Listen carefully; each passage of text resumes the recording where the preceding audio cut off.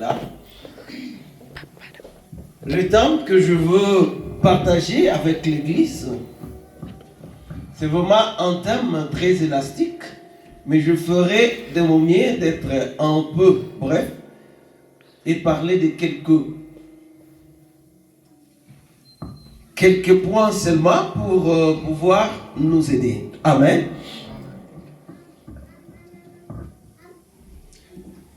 Nous sommes dans le livre d'Exode, chapitre 3. Si quelqu'un le trouve, peut lire pour nous. Exode, chapitre 3.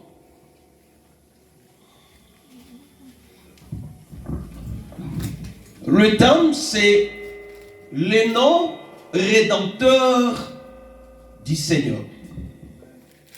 Les noms rédempteurs du Seigneur ou de Dieu.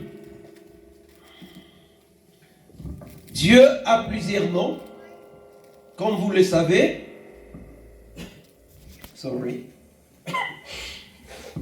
Il a plusieurs noms, mais nous allons parler seulement de quelques noms, vu le temps qui nous est déjà parti. Quelques noms pour prendre connaissance. Parce que bien d'enfants de Dieu ne connaissent pas vraiment les noms de l'Éternel.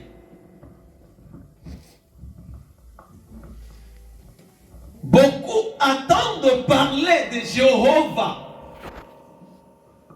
de Yahweh, de l'Éternel, mais ils ne connaissent pas l'essence et la quintessence et le mystère caché dans les noms de Dieu. Amen. Je veux que tu sois connecté avec moi et que tu me donnes ton oreille et que tu écrives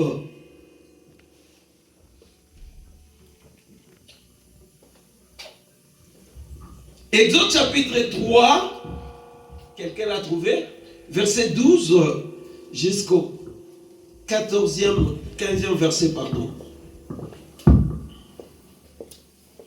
Exode chapitre 3, ouais, verset 12. Dieu dit, devant les cheveux blancs, on se met debout. On s'élève pour la lecture de la parole. Dieu dit, je serai avec toi. Voici pour toi le signe. Merci. Alors je reprends. Je dis, je serai avec toi. Voici pour toi le signe que c'est moi qui t'envoie. Quand tu auras fait sortir le peuple d'Égypte, vous servirez Dieu sur cette montagne. Moïse dit à Dieu, j'irai donc trouver les Israélites et je leur dirai, le Dieu de vos ancêtres m'envoie vers vous. Mais s'ils me demandent quel est son nom, que leur répondrai-je? Dieu dit à Moïse, je suis celui qui suis. Et s'il ajouta, voici ce que tu diras aux Israélites. Je suis, m'a envoyé vers vous. Dieu dit encore à Moïse, voici ce que tu diras aux Israélites.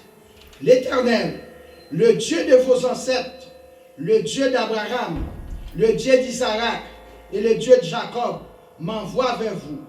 Tel est mon nom pour toujours. Tel est le nom sous lequel on fera appel à moi de génération en génération. Verset 16. Ok, merci. On acclame pour la parole de Dieu. Non, acclamez pour la parole de Dieu. Que Dieu soit loué. Dans le passage que nous venons de lire, nous voyons deux personnages. Premier, c'est Dieu. Et deuxième, c'est Moïse.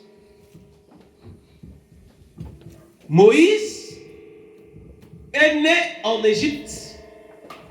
Pour chasser, il a fui dans le pays des Mendiants.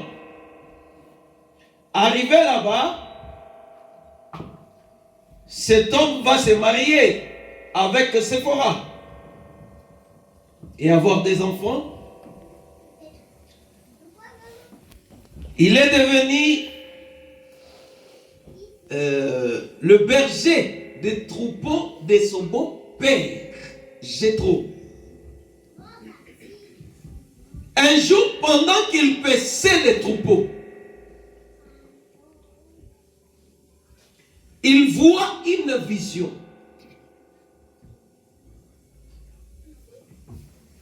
Et cette vision, Moïse dit, je dois m'approcher pour savoir ce qui signifie cette vision. Et pourquoi l'arbre qui est en feu, mais ne se brûle pas. Et lorsqu'il s'est approché, l'Éternel va se présenter. Moïse, c'est moi. Je t'ai choisi aujourd'hui pour que tu ailles en Égypte libérer mon peuple. Il y a eu discussion entre les deux. Ils commencèrent à discuter.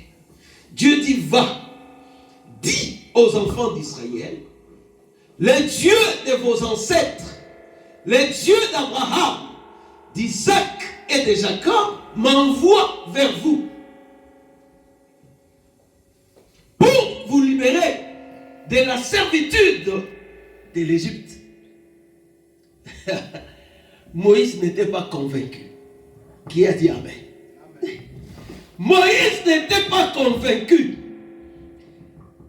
Moïse commence à pousser des raisons. Parce qu'en fait, il voulait connaître à fond celui qui lui donne la mission. Parce que la mission était risquée. Il a fui Pharaon parce qu'il pouvait être tué. Et maintenant, il se rencontre avec un Dieu qui les renvoie encore en Égypte. Est-ce que vous comprenez? C'était un danger. Connaissant aussi que Pharaon était puissant et il y avait en Égypte des dieux puissants.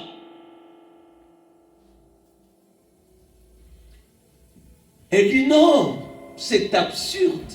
Je ne peux pas aller. Je suis un homme qui n'a pas un langage facile. Je ne sais même pas parler. Dieu lui dit, tu vas aller. Moïse dit, bon, d'accord, je vais aller. S'il me demandait, je leur dirais quoi? Les dieux de vos pères m'envoient vers vous. Ils ne vont pas comprendre. Quel est ton nom?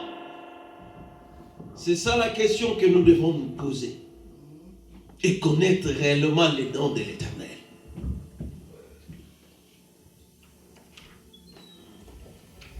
L'Éternel lui répond. Il dit, Moïse, va. Et lorsque tu arriveras, tu leur diras, celui qui s'appelle Je suis m'envoie vers vous. Le nom de l'Éternel, je suis. En hébreu, je suis veut tout simplement dire Yahweh. Yahweh. Celui qui s'appelle Yahweh m'a envoyé vers vous. Et lorsque l'Éternel a prononcé son nom, Moïse lui-même a compris que celui-ci n'est pas n'importe quel Dieu. Celui-ci, c'est le Dieu créateur qui a créé les cieux et la terre et tout ce qui les renferme. Écoutez, bien-aimés de Dieu. En ces temps anciens, le nom de l'Éternel révélait de quoi il est capable.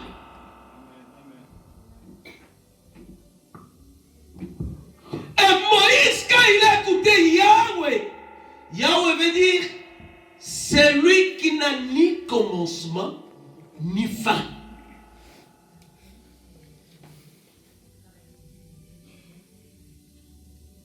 Moïse saisit le message Et il a eu le courage d'aller affronter les dieux, tous les dieux d'Égypte.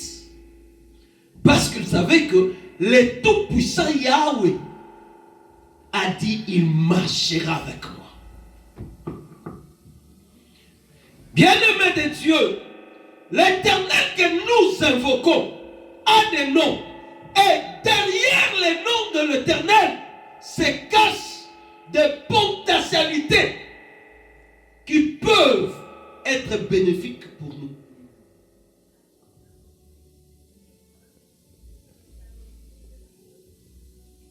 Il y a des capacités qui se cachent derrière le nom de l'Éternel. Lorsque le nom est prononcé, les dieux que tu pries se révèlent comme tels. Il se révèle suivant le nom que tu lui appelles.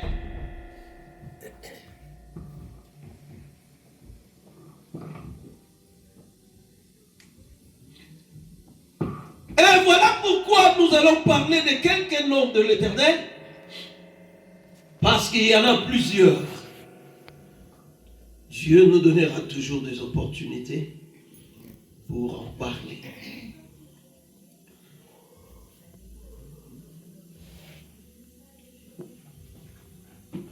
Le premier nom de l'Éternel,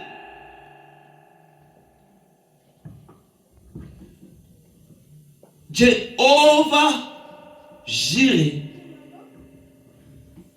Écrivez Jéhovah Jireh. Écris comme tu attends.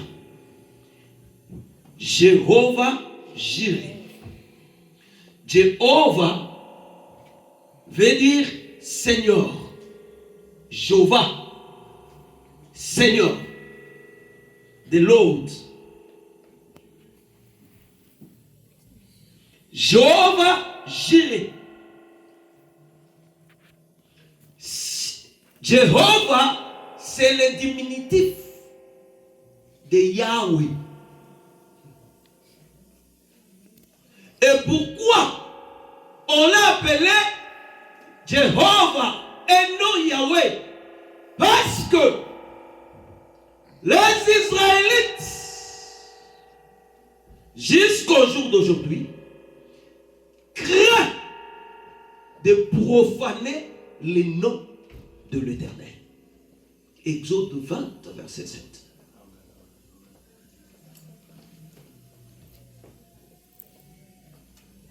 Et lorsque un Israélite veut écrire le Yahweh,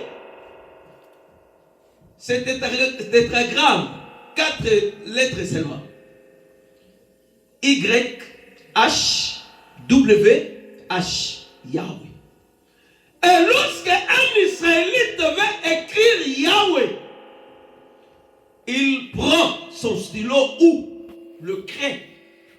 Quand il met Y, il dépose, il lave le main. C'est par respect de ces grands noms. Car il est écrit dans l'Exode, tu ne prendras pas le nom de l'Éternel en vain et tu ne le prononceras pas en vain. Ils ont cette conscience. Voilà pourquoi ils, au lieu de dire Yahweh Jireh, ils disent Jéhovah. C'est le diminutif. Jéhovah Jireh. Est-ce qu'il y a quelqu'un qui me comprend?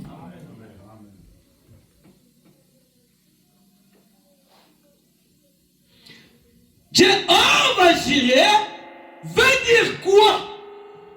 Est-ce qu'il y a quelqu'un qui a la connaissance? Jéhovah Jireh. Exode chapitre Genèse chapitre 22 verset 14. Nous avons notre père Abraham. Genèse 22 verset 14. Notre père Abraham, que Dieu a demandé le sacrifice d'Isaac à son unique fils. Il dit, donne-moi ton unique. celui que tu aimes. Celui que tu aimes. Est-ce qu'il y a quelqu'un qui peut nous lire ça rapidement? Exode. Genèse, 22, verset 14. S'il y a quelqu'un qui peut nous aider à la lecture rapidement, s'il vous plaît. Abraham donna cet endroit le nom de Yahvé. Jireh. C'est pourquoi l'on dit aujourd'hui à la montagne de l'Éternel, il sera pour vous, pour vivre. Verset 15. Non, Verset 14. on se limite là. Amen. Lorsque Abraham montait avec l'enfant, dans le verset 6 à 8, vous trouverez Isaac comme sacrifice. Lui-même ne savait pas que c'est lui qu'on va immoler sur la montagne.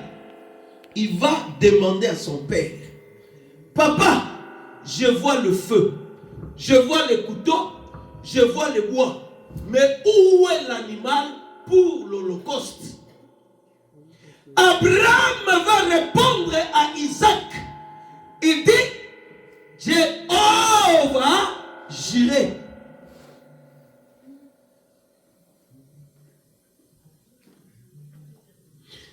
Jéhovah Jireh veut dire l'Éternel qui pourvoit à tous nos besoins. Écoutez bien, aimés de Dieu. Lorsque tu as des problèmes et que tu traverses des périodes difficiles et noires, lorsque tout semble paraître impossible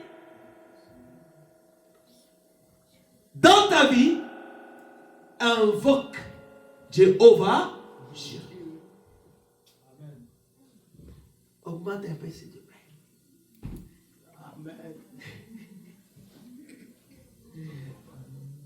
Appelle Jéhovah Jireh et il viendra intervenir.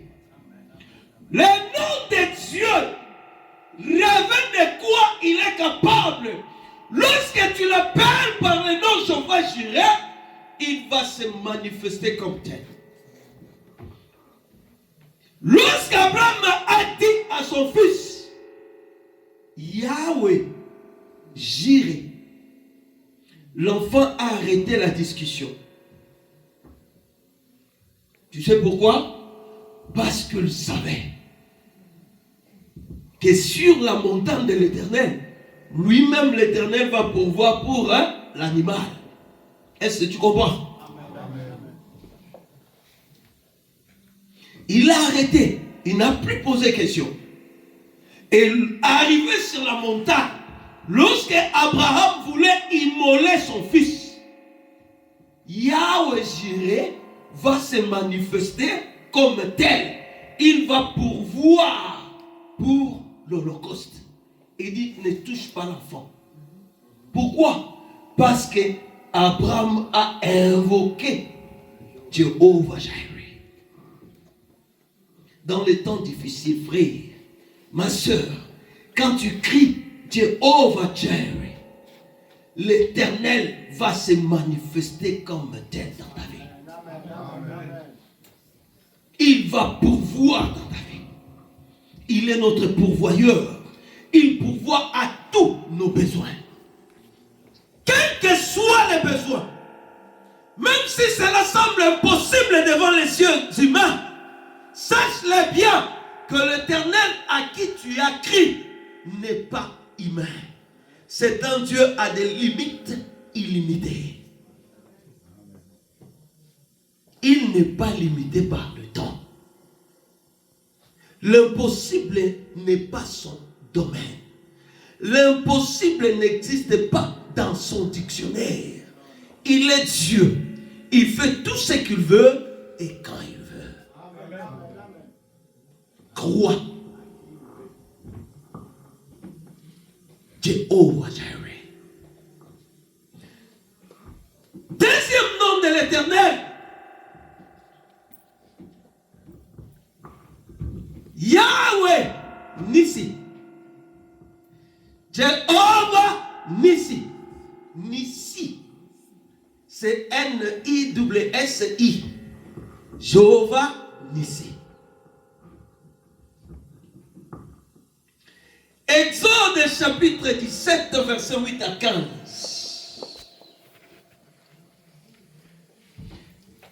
Exode chapitre 17, 8 à 15. Bien-aimé de Dieu, Jéhovah Nissi veut dire quoi? Jéhovah Nissi veut tout simplement dire l'Éternel, notre bannière. Dis-le à ton frère, à ta soeur qui est à tes côtés, l'Éternel est mon bannière. Tu peux dire l'Éternel est mon étendard. Dis-lui, l'Éternel est mon étendard. Tu peux dire, l'Éternel est mon drapeau. Waouh. L'Éternel est notre étendard, frère.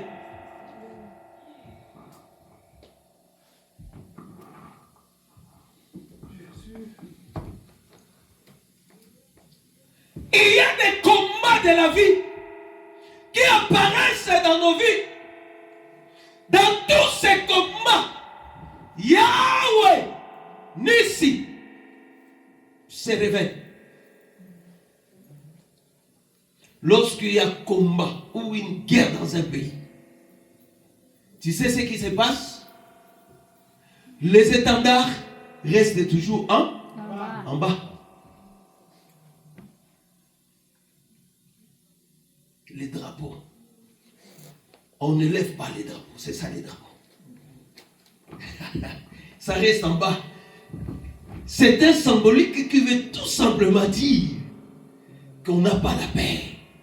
On est en guerre. Il y a des gens qui meurent. Alléluia. Mais pendant les guerres de la vie, nous avons un Dieu qui s'appelle Jéhovah Nissi. Lui, c'est un étendard qui ne descend toujours pas, qui reste toujours en haut. Alléluia. Il vient avec son intervention pour intervenir dans ta vie. Nous avons des combats dans nos vies. Les combats physiques, les combats spirituels. Qui viennent de ça et là, dans nos familles. Que nos ancêtres nous ont légués. Dans la sorcellerie, dans le fétichisme. On nous combat, on ne veut pas notre bonheur.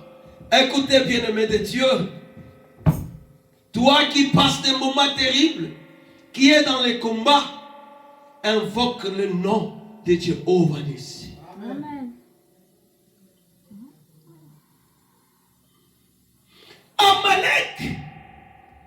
Amalek voulait détruire Israël. Il voulait détruire Israël. Mais il ne savait pas que le Dieu d'Israël était là comme son étendard. Quelqu'un peut nous lire ça? Exode. C'est quoi? Oui. Les Amalécites vinrent combattre Israël à Rephidim. Alors Moïse dit à Josué, choisis-nous des hommes, sors et combat les Amalécites. Demain, je me tiendrai au sommet de la colline, le bâton de Dieu dans la main. Josué se conforma à ce qu'il lui avait dit Moïse pour combattre les Amalécites. Mais quant à Moïse, Aaron et Hur, ils montaient au sommet de la colline. Et lorsque Moïse levait la main, Israël était le plus fort. Et lorsqu'il baissait la main, Amalek était le plus fort.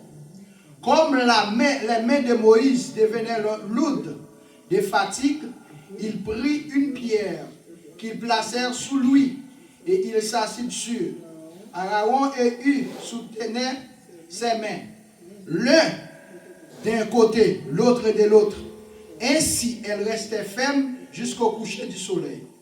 Et Josué fit victorieux d'Amalek et son peuple au tranchant de l'épée. Verset 14. L'Éternel dit à Moïse, écris cela dans les livres pour qu'on s'en souvienne et déclare à Josué que je effacerai le souvenir d'Amalek et dessous le ciel. Verset 15. Moïse construisit un autel et appela l'Éternel mon étendard. Il dit parce que les Amalécites se sont attaqués au trône de l'Éternel. Il y aura guerre de l'Éternel contre eux de génération en génération. Alléluia. Alléluia. Est-ce qu'il y a quelqu'un qui comprend? Il y a une guerre. Et pendant ces guerres, Moïse, écoutez, ça c'est la première guerre que Israël a livrée. Depuis que Israël est Israël, c'est la première guerre. Quelqu'un qui n'a jamais combattu ne savait même pas sa force. Et qui était sa force? C'était l'Éternel, le retardard. Est-ce qu'il y a quelqu'un qui me comprend? Amen.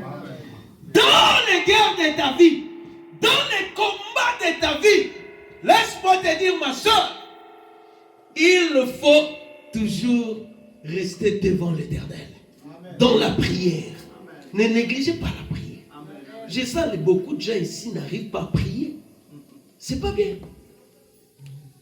Dieu n'intervient pas si toi tu ne pries pas. Laisse-moi te dire.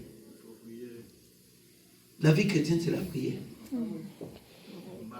Jésus dit à ses disciples, même 1 heure du temps, vous n'avez pas pu prier avec moi 1 heure. Toi, tu ne pries pas. Pourquoi? Ah, tu ne réalises pas la grandeur des combats que tu as. Regarde bien ta vie. Regarde bien ta vie. Ce qui se passe. Il faut prier. Moïse dit à Josué, va, présente-toi, choisis des hommes pour combattre Amalek. Amalek était puissant. Israël n'a jamais combattu. Et quand il est sorti chez Pharaon, il n'est pas sorti avec les armes Israël. Est-ce que vous comprenez? Hein? Pasteur Géma? Il est sorti près de lui. Seulement avec leurs biens, mais pas avec les armes. Pas avec les épées. Alors, le combat se présente. Normalement, Israël se trouvait déjà en défaite, en position de défaite. Parce qu'il n'a jamais combattu, il n'avait pas des armes.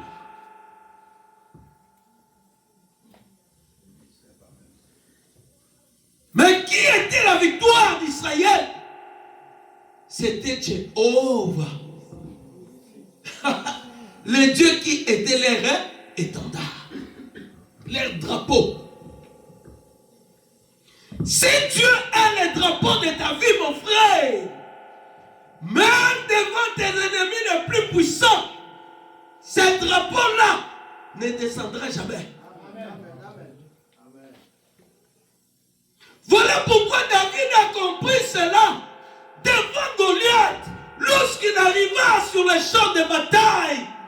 Pendant que Goliath injuriait les dieux d'Israël, David a dit, qui est cet incirconcis qui a le courage d'injurier les dieux d'Israël? David avait 17 ans. Il devait défier un guerrier, David qui n'a jamais combattu.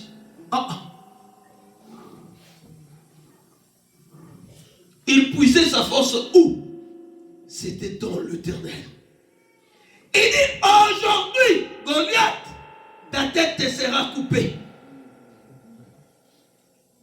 Les grands frères de David qui étaient des guerriers, des combattants, ils disent, non, ce petit était un orgueilleux. Mais pourquoi papa l'a envoyé ici? Pourquoi il devait rester à la maison? Mais pourquoi? Parce qu'ils avaient peur. La Bible dit, lorsque Goliath s'approchait, toute l'armée d'Israël reculait, fouillait devant Goliath. toute une armée va être affrontée par un garçon de 17 ans. Pourquoi? Parce que les garçons avaient la connaissance de son Dieu. Il savait que son Dieu était son étendard. Et devant la grandeur de Goliath, il sera aplani. Qui est-il, grande montagne, pour résister devant Zorobabel? Tu seras aplani. Quel est ton problème, frère? Qu'est-ce qui te tourmente? Invoque Jéhovah ici. Lorsque tu cries à Jéhovah Nissi, ne le prenez pas comme un simple cri. Tu dois connaître le mystère caché dans ce nom. Et Dieu va se révéler comme tel.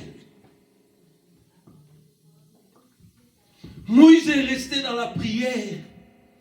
Il dit, Jéhovah Nissi, prends contrôle. Frère, le Dieu que tu pries, c'est un Dieu puissant. Amen. Amen.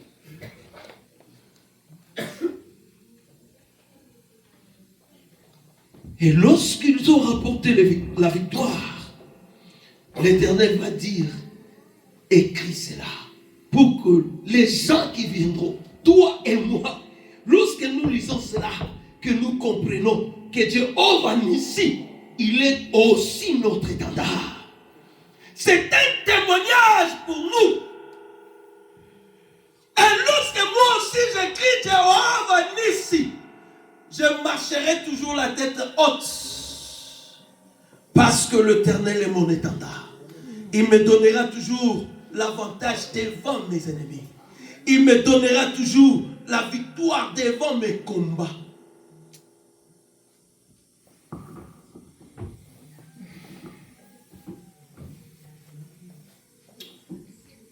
Oh, le temps. Jéhovah Nissi, il nous protège de tous les combats de la vie. Il est là pour te protéger. Il ne t'abandonne jamais à ton propre sort. Il est là.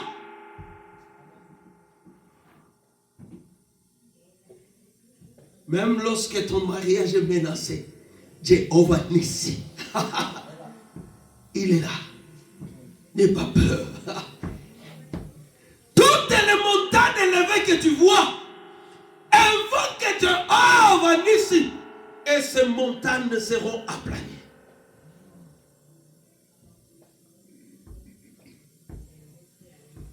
Tout ce qui te semble difficile, tout ce qui paraît impossible devant toi, Jéhovah Nissi, il ne t'abandonne jamais. De ton propre sort, non.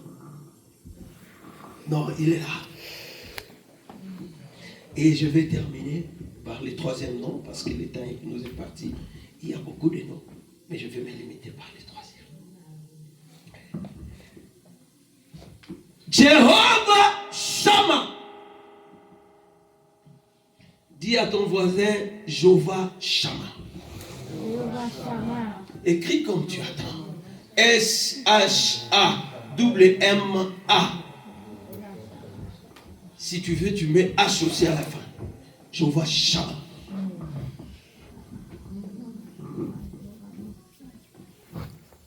Dis à ton frère, Jéhovah Shammah. Jéhovah Shammah. Jéhovah Shammah signifie quoi?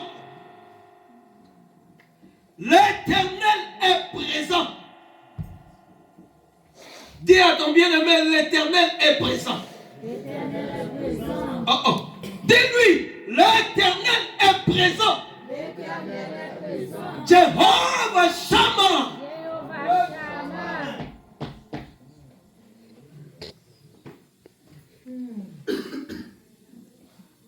Jéhovah Shammah veut dire le Dieu qui est au milieu de son peuple. Ézéchiel 48, verset 55. Quelqu'un nous lit rapidement.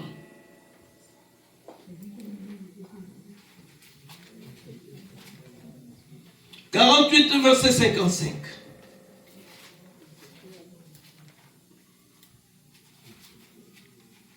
Ézéchiel 48, verset 55.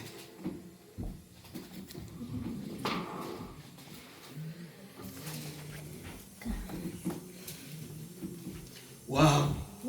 Ézéchiel 48, verset 55.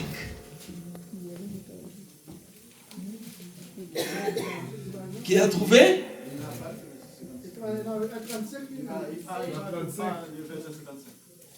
Ézéchiel? C'est vrai? Waouh, qu'est-ce que je fais?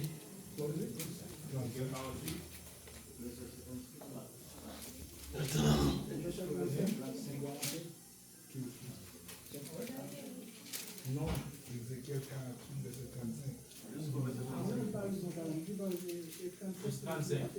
Oh, lit 35 là.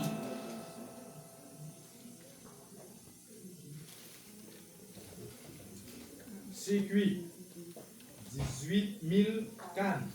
Et dès ce jour, le nom de la ville sera l'Éternel est ici. Ah, c'est ça. C'est une erreur du temps.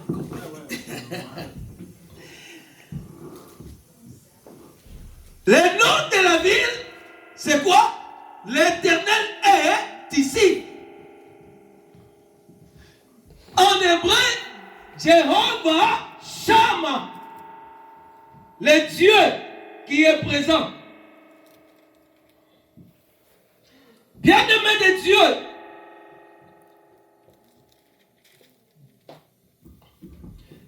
Jéhovah Shammah, lorsque nous parlons de ce nom, Jéhovah Shammah, le nom Jéhovah Shammah évoque la présence, la constance de la présence de Dieu au milieu de son peuple.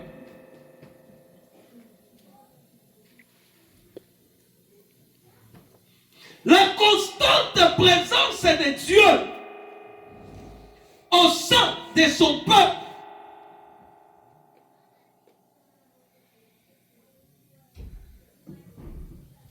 Dieu est au milieu de nous. Tel que nous sommes là, il est là.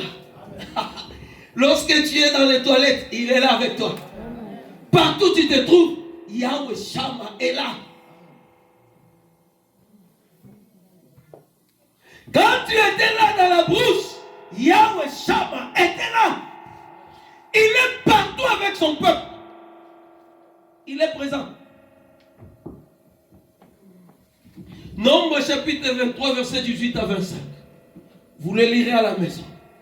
Je veux l'interpréter. Il y avait un homme du nom de Balak. Vous connaissez l'histoire.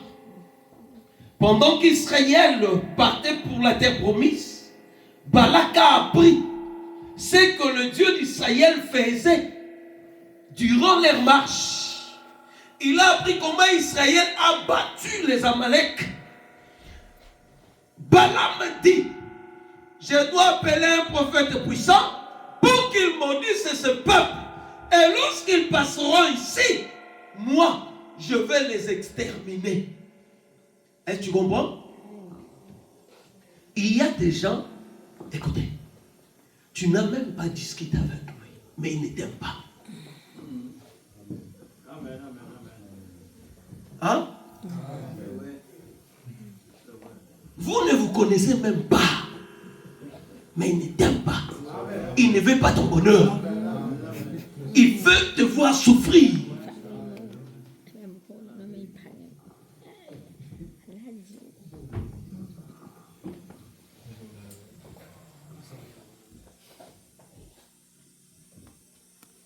Dans nos familles, nous avons de telles personnes qui ne veulent pas nos bonheurs. Il ne veut pas ton bonheur. Il veut te voir souffrir. Il veut à tout prix que toi, tu n'aies pas des enfants. Il veut à tout prix que toi, tu pleurnisses chaque fois. Balaam, il a entendu seulement.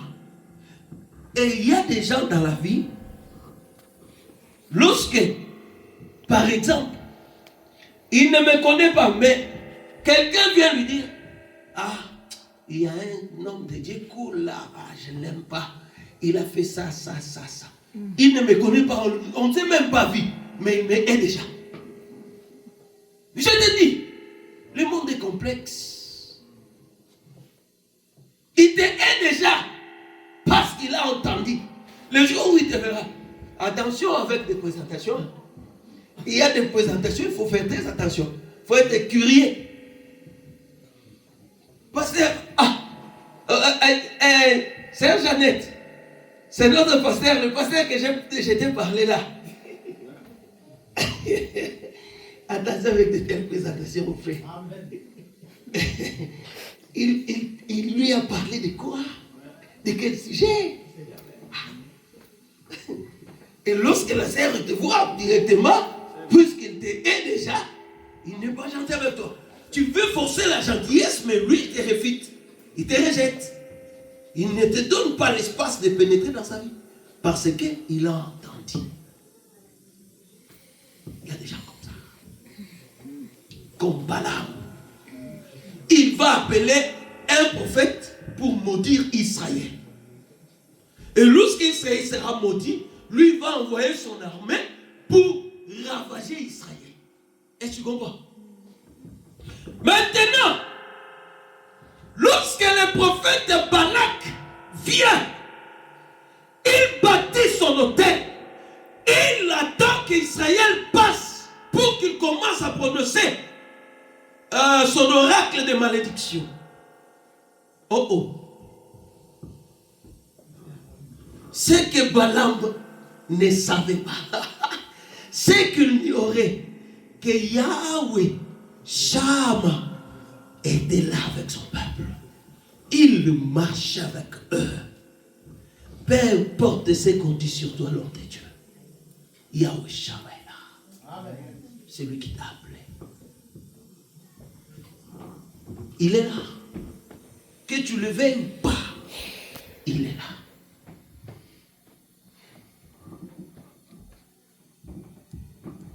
Exode 23, 18 à 25. Vous le lirez à la maison. Ou tu peux ouvrir ta Bible et tu lis.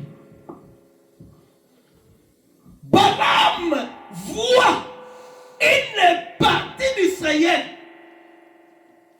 commencer à sortir. Il voit, oh waouh, c'est le temps de maudire maintenant. Balaam s'apprête. Et lorsqu'il va ouvrir sa bouche pour proférer des paroles de malédiction sur Israël, selon les désirs et les attentes du roi Balaam, Yahweh Shama va ouvrir maintenant ses yeux. Oh. Il dit non, ça c'est pas possible. Au lieu de maudire, il tourne maintenant vers Balak. Il dit, Balak, fils de... Écoutez-moi très bien. Ce peuple Israël que tu vois, il n'est pas seul. C'est un peuple. L'Éternel, son Dieu, est assis au milieu de lui comme un lion. Frère,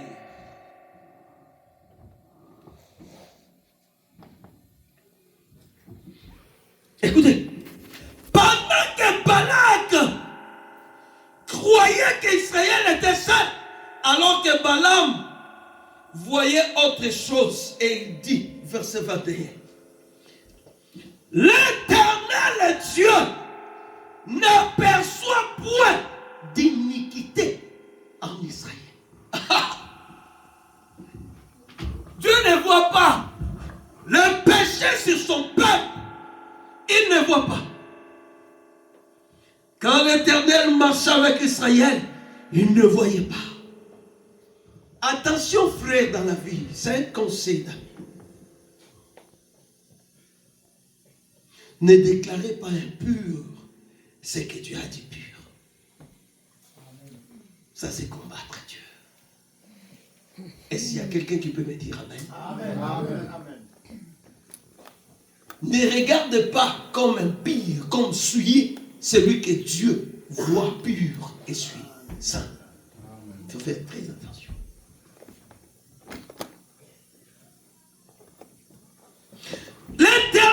son Dieu ne voit point d'injustice en Israël.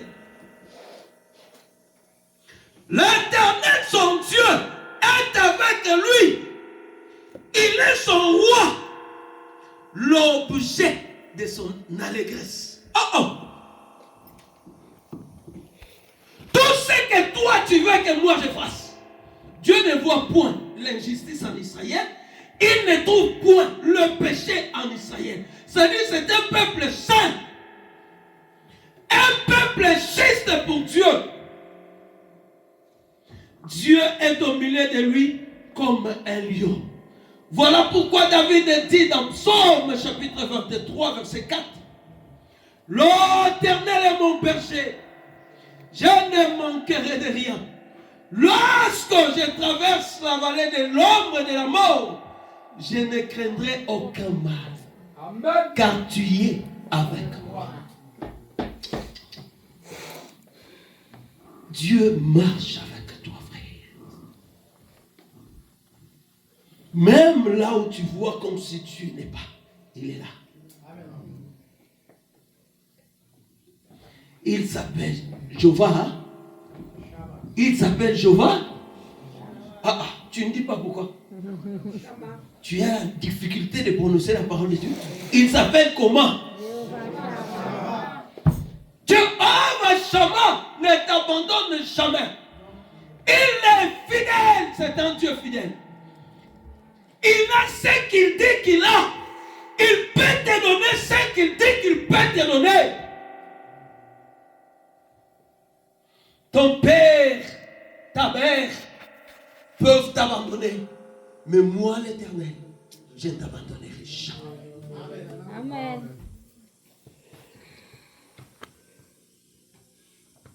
Même dans la prison, Jéhovah Shammah est là avec toi. N'as-tu pas vu Joseph? Il est devenu grand où? La grandeur de Joseph a commencé où? N'est-ce pas dans la prison? Hein? La renommée de Joseph a commencé où? N'est-ce pas dans la prison? Là où toi, tu crois que tu es seul, laisse-moi te dire, Yahweh Shammah est là. Amen. Il y avait un bébé du nom d'Ismaël. Je ne termine pas ici. C'était un bébé, pas d'une année. Un bébé qui vient de naître. Arrivé quelque part dans le désert, il n'y avait ni l'eau. L'enfant commença à pleurer à mort. Sa maman dit non, je n'ai pas de provision pour l'eau. Et qu'est-ce qu'on doit faire? La maman abandonne l'enfant sous le soleil torride du désert. Tu sais que dans le désert, il y a plus de soleil que partout. Le soleil torride du désert, il laisse l'enfant. Sans compter le soleil, il y a des serpents du désert qu'on appelle Naja. Les risques entouraient l'enfant. Maman dit, je ne veux pas voir la mort de mon enfant. La maman fuit loin de l'enfant. L'enfant est resté seul, en train d'attendre une chose. Une chose. J'aime ce passage. La Bible dit, l'Éternel entendit le cri de l'enfant. Pendant que l'enfant pleurait, l'enfant disait quoi? Je sais. Je suis un enfant illicite. Un enfant né dans le péché. Pas dans le mariage comme Isaac.